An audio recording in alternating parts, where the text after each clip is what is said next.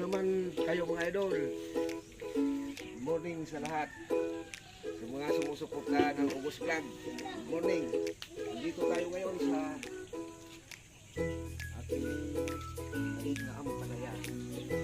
Nalagay tayo mga idol na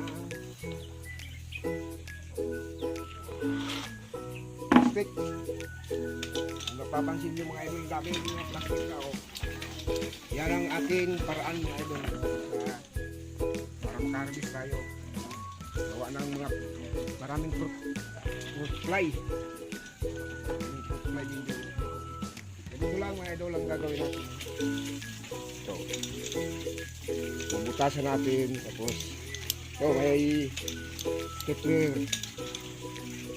Tapos, pasok.